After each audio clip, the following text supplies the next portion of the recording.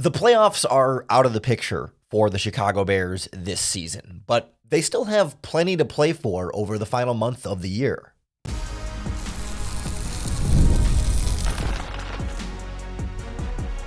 You are Locked On Bears, your daily Chicago Bears podcast. Part of the Locked On Podcast Network, your team every day. This is Locked On Bears, and I'm your host, Lauren Cox. I'm here to bring you your daily, in-depth Chicago Bears news and analysis. You can follow me on Twitter at CoxSports1, and you can follow the podcast at Locked On Bears on TikTok, Instagram, Facebook, Twitter, and the Locked On Bears YouTube channel, where you can keep up with all of our video podcasts as well. Thanks for making Locked On Bears your first listen today. We're part of the Locked On Podcast Network, your team every day. Today's episode is brought to you by FanDuel Sportsbook. Right now, new customers can get $150 in bonus bets if you win your first $5 bet at FanDuel.com.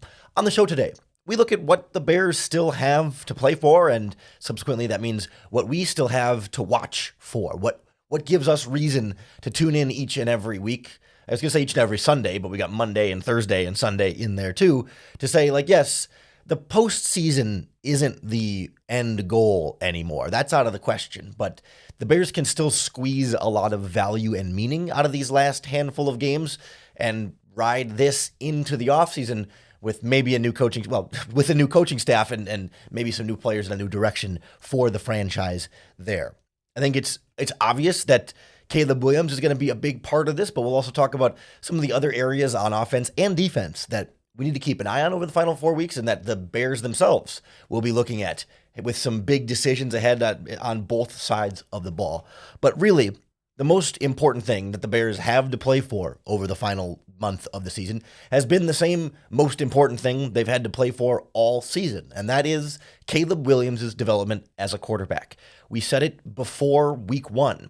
This season 2024, was not all about winning a championship, right? This was not supposed to be the year that they put it all together and go all the way on a big Super Bowl run. We thought they would be better than this. We thought they would probably, or at least might, make the playoffs, and this has obviously been very disappointing and underwhelming.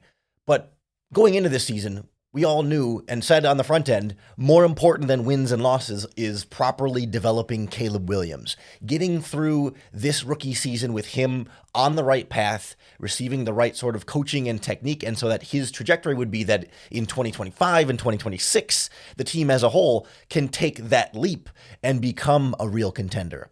Obviously, it's gone horribly wrong in so many ways around that goal, but it's not gaslighting or 2020 hindsight to say, well, that's been most important all along, because we said it on the front end. Like, yes, winning games is the goal and you try and win every single week, but more important than how many games the Bears win this year is how well Caleb Williams does and how confident you are in him as your franchise quarterback moving forward.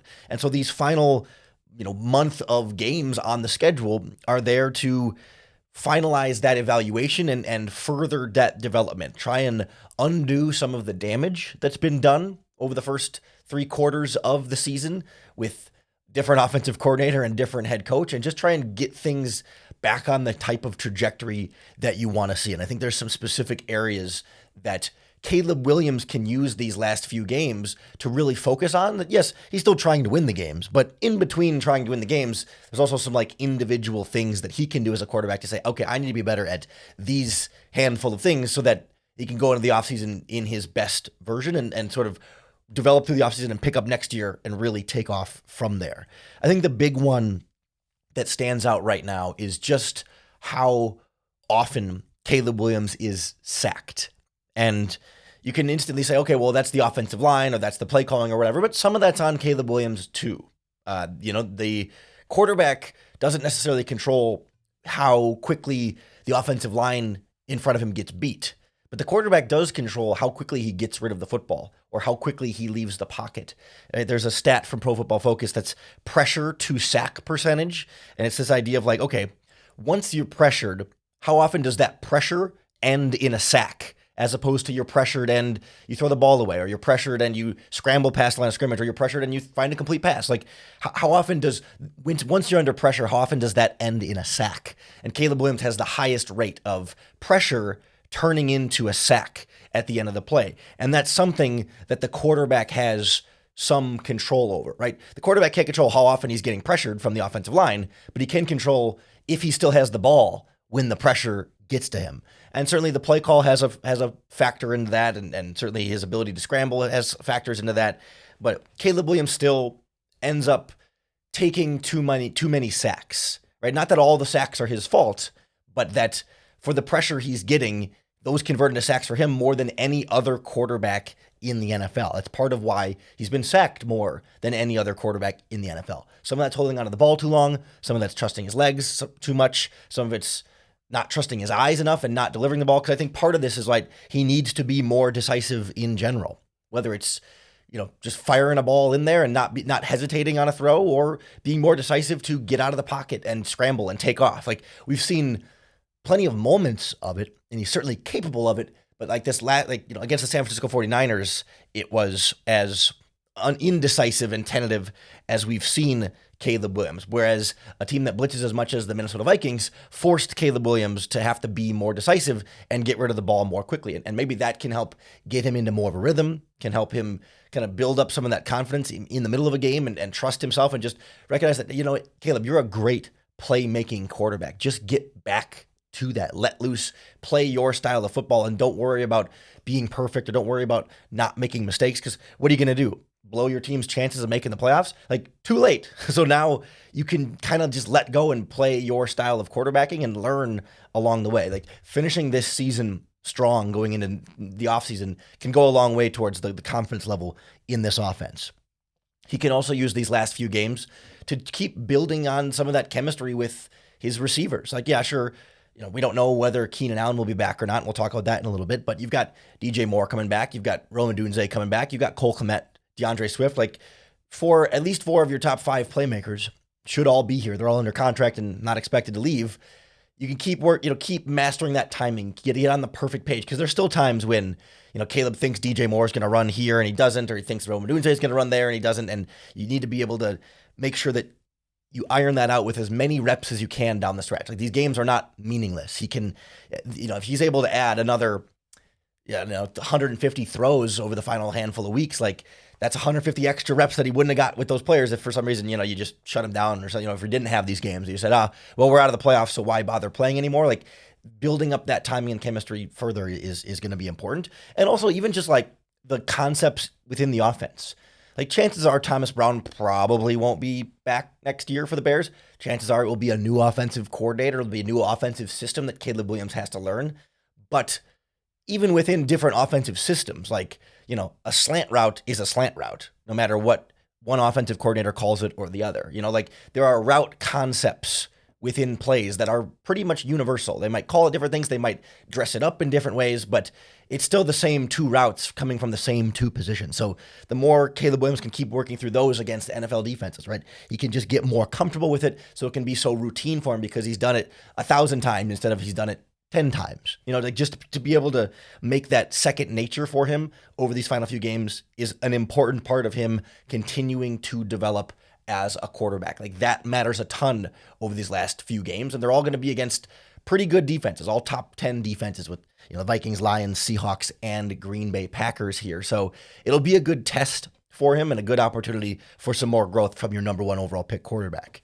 I think from a Bears front office perspective, there'll be a lot of evaluating they'll still be doing over these final few games of some guys on offense that are going to be free agents, some positions where they might have to make a decision. Do we try and upgrade here or stick with what we've got? And some young players that need to keep getting better if they want to try and keep their jobs moving forward on both sides of the ball. We'll take a look at what the Bears will be looking at and what players still have a lot to play for in these final few weeks. Next on Locked On Bears. This show is sponsored by BetterHelp. BetterHelp provides online therapy that's here to help you be your best self. Sometimes the winter months and the holiday seasons can be a little bit more difficult for some people. And therapy is a great way to bring yourself some comfort that never goes away even when the season changes. I do online therapy, and it's a really important part of my own personal mental health regimen, and that's why I highly recommend using BetterHelp. If you've been thinking about starting therapy, give BetterHelp a try. It's entirely online. It's designed to be convenient, flexible, and suited to your schedule. Just fill out a brief questionnaire, and then they match you with a licensed therapist, and you can switch therapists at any time for no additional charge. Find comfort this December with BetterHelp. Visit BetterHelp.com/lockedon to get 10% off your first month. That's BetterHelp, HELP.com/lockedon.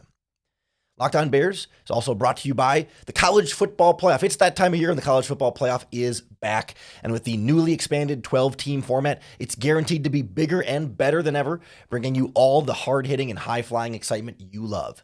TNT's sports coverage of the College Football Playoff begins December 21st, starting with the College Football Playoff kickoff show presented by AT&T at 11 a.m. Eastern, leading into their first matchup, the Southern Methodist University Mustangs battling the Penn State Nittany Lions at noon.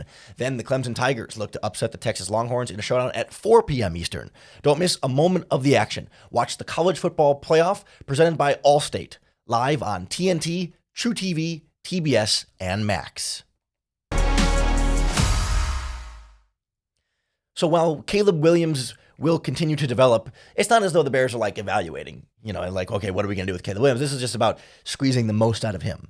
But there's a few players on both sides of the ball, but particularly on offense that stand out as like, okay, you got a handful of games left to show us what you got.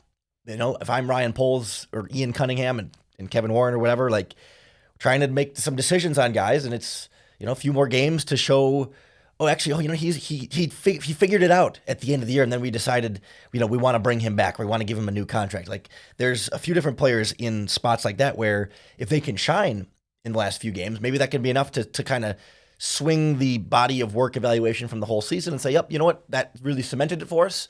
Or if they struggle down the stretch, you say, you know what, maybe we were thinking about a new contract for him, but really kind of didn't finish the way we wanted him to, and it brought down what was otherwise, a year with some ups and downs that finished down and just wasn't enough good, and you ultimately might decide to go a different direction there. So like the first name that comes to mind right away is Keenan Allen at wide receiver, someone who we knew when they traded for him was initially at least going to be a one-year rental, and that they might decide then after the season whether they want to bring him back or not. He's not someone you want to sign to like a super long-term contract extension. He's 32. He'll turn 33 at the end of April.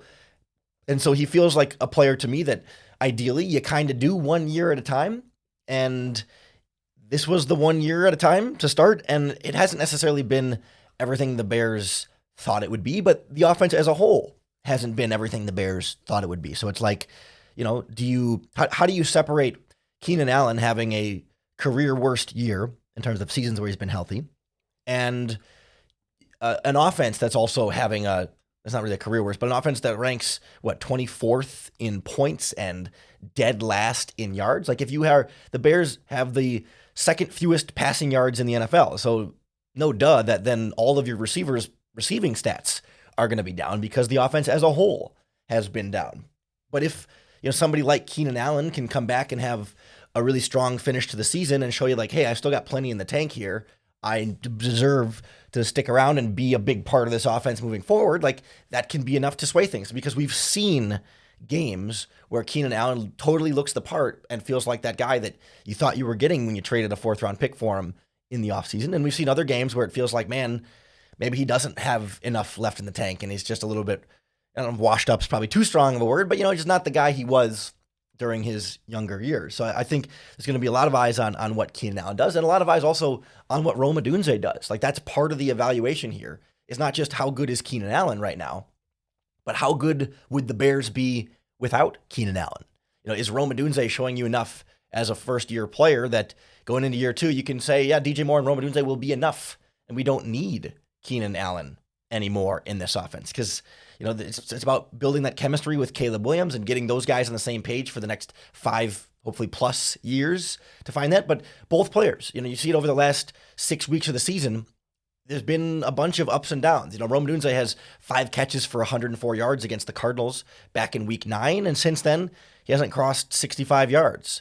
But then last week against the 49ers, he had 2 touchdowns, only 4 catches, but 2 touchdowns. It looked good on those 2 touchdowns. In between, there's some decent and some missing in action kind of games, and you're kind of wondering, like, okay, again, how much of that is him being a rookie and not, getting open as much or whatever? How much of that is Caleb just not seeing him and hitting him? How much of that is, just he's getting open and the offense isn't able to get the ball to him because they can't get the ball to anybody on offense? Same thing with Keenan Allen. He had 3 games in a row of 36 yards, 44 yards, 41 yards, performances that wouldn't be happy on your fantasy team. But then against the Vikings in week 12, the first Vikings game, 9 catches, 86 yards, and a touchdown. Then follows that up against the Lions, 5 catches, 73 yards, 2 touchdowns. Like back-to-back weeks of like, oh, there's Keenan Allen. In 2 of the biggest offensive performances the Bears have had all year, he was a really big part of that. But then the offense falls off against the 49ers. He has 3 catches for 30 yards, and we're again kind of wondering, okay, like how much meat is there on the Keenan Allen bone here? Obviously, the whole Keenan Allen evaluation will also come down to price tag and what the Bears might be willing to pay him and what Keenan Allen might be willing to pay him.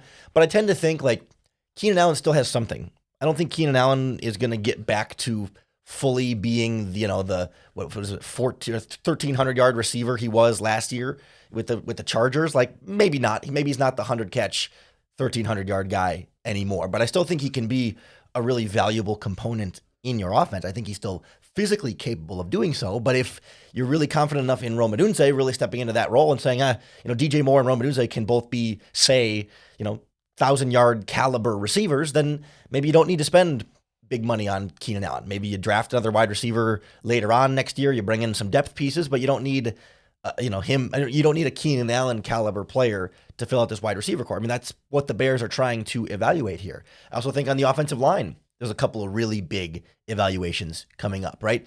2 spots specifically.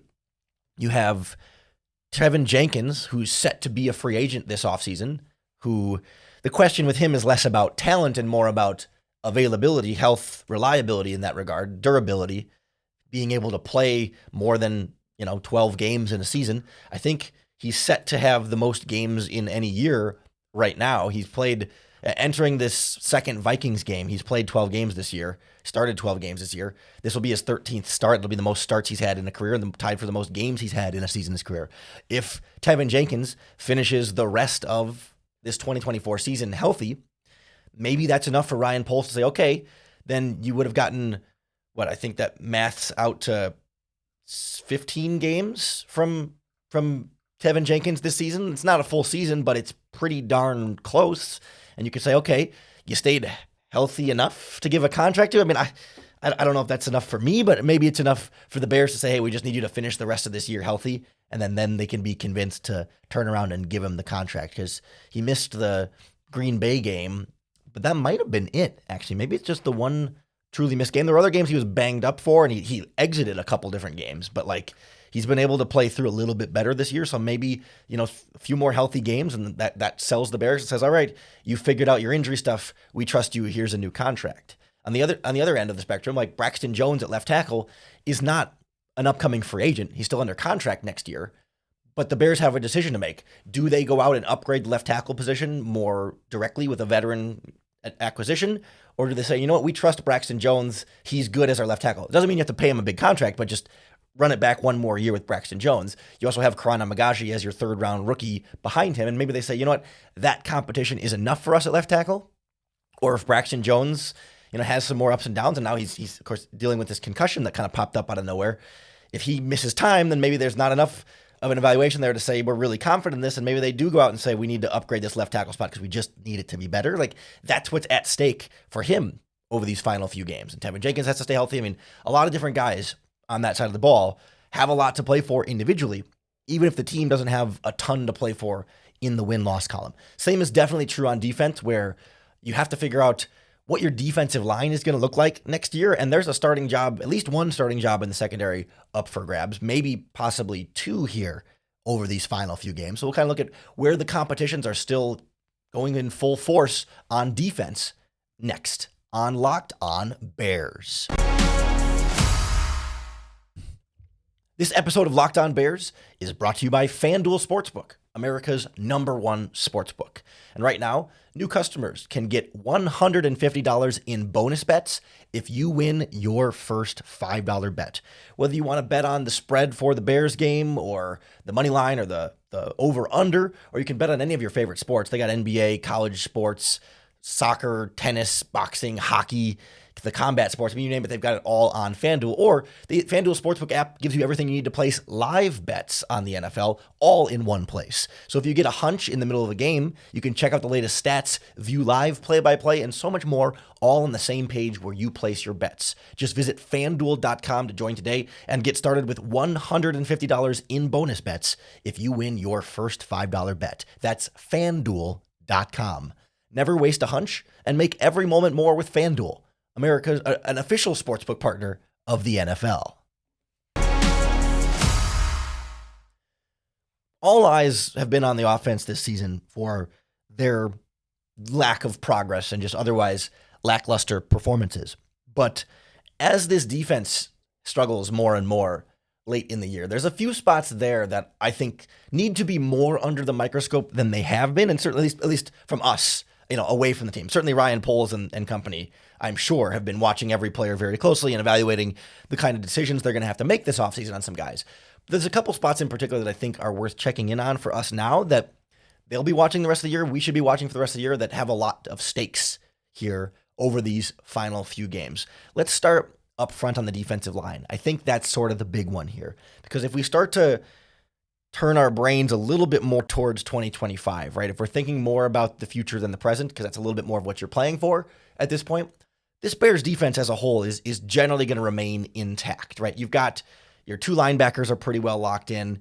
Kevin Byard's under contract for a year, although we'll talk about him. Jalen Johnson, Kyler Gordon, et cetera. Like, you've got the back end. There's a few spots we'll talk about in a minute here, but like the back end, we kind of know what that's going to look like. The defensive line, to me, feels wide open. I think as we stand here right now, there are three starters that we know are going to be coming back. Three players that are going to be in the starting lineup. I wasn't counting Andrew Billings because he was injured, but I forgot about Andrew Billings. But we know Montez Sweat is going to be one of your starting defensive ends next year, and that Gervon Dexter and Andrew Billings are going to be your two defensive tackle starters. Then we know that Zach Pickens will be back as a backup defensive tackle. We know that your rookie Austin Booker will be back as a backup defensive end. And I think everything else after that is a bit up in the air.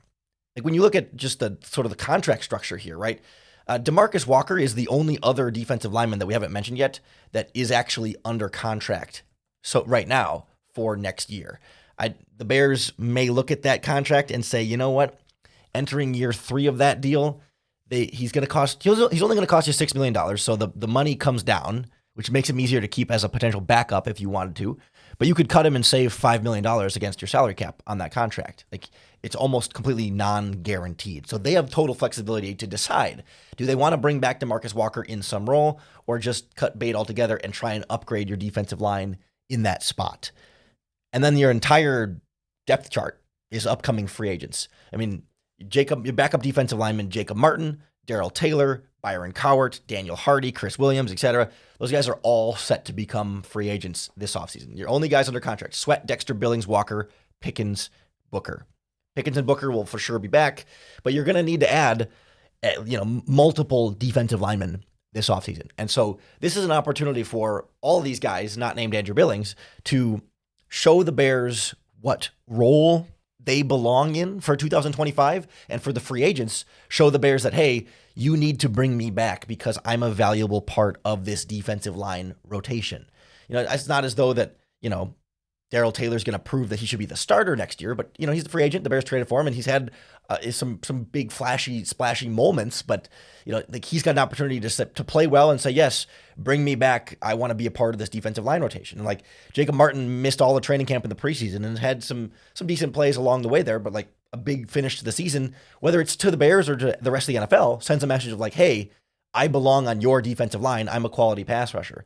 And certainly now as Gervon Dexter continues to deal with injuries, so you've got Pickens and Byron Cowart starting on your defensive tackle spots. They've got a lot they can prove over these final few games. Pickens has been a pretty disappointing generally this season, but a strong finish can start to show you a little bit more of like, hey, maybe this is clicking and starting to settle in a little bit more. It takes a long time for defensive linemen to translate to the NFL. I don't think Pickens is a lost cause. I don't think the jury's out there. I think defensive tackle in particular is a spot we just need to be really patient with and give him another year or two before we'll really get to see the full extent of what Zach Pickens can be in the NFL. But it'd be nice if he could give us a little bit more, right? If he could give us a little bit more to feel like, all right, there's why they drafted him with that 3rd round pick. That you could still sort of see more of that potential able to come out. That would go a long way here. And then guys like Byron Cowart and Chris Williams and et cetera, like the Bears are going to be looking at upgrading the defensive tackle depth and the defensive line depth as a whole. So show them that, no, you don't need to upgrade from me. I'm good. Bring me back and put me in your rotation. I'm valuable here. You're not going to find somebody better for cheaper out on the street. You're just going to keep rolling with me. Or if they struggle or don't play particularly well, the Bears say, okay, that's a pretty clear spot where we need to upgrade on the D-line. I think they need to go out and get a new starter opposite Montez Sweat, and then they can decide whether they want to bring back DeMarcus Walker as a backup or not, but you want to upgrade that starting defensive end spot, and then you need another good defensive tackle. Probably a backup rotational guy, but better than a veteran minimum street free agent. Like the Bears need to upgrade that spot, and these final few games will show them specifically where they need to upgrade and just how much they need to upgrade those spots. The other big one, where there's just a straight up kind of competition at this point in the process, is the number 2 cornerback spot opposite Jalen Johnson, where we've all seen the sort of the Tyreek Stevenson experience so far, right? There's been well documented all the stuff that's happened, but it's been kind of an up and down thing to the point where the Bears have been rotating in, Terrell Smith, the other cornerback, where he against the San Francisco 49ers, Terrell Smith played more snaps than Tyreek Stevenson, 4 more snaps than Stevenson. I think the Bears are legitimately looking at that and saying, are either of these guys players who are good enough to be our starter next season opposite Jalen Johnson? And I think it's an interesting evaluation here because, yes, Stevenson is still only in his 2nd year. So you're not going to write him off completely and say he can never be a starting caliber player in this defense ever again. But he hasn't taken that step forward. He hasn't gotten much better. If anything, feels like he's got a little worse. Because like last year, he was making more plays to balance out the mistakes. And this year, he's had 1 interception, the pick 6 against the Titans in week 1.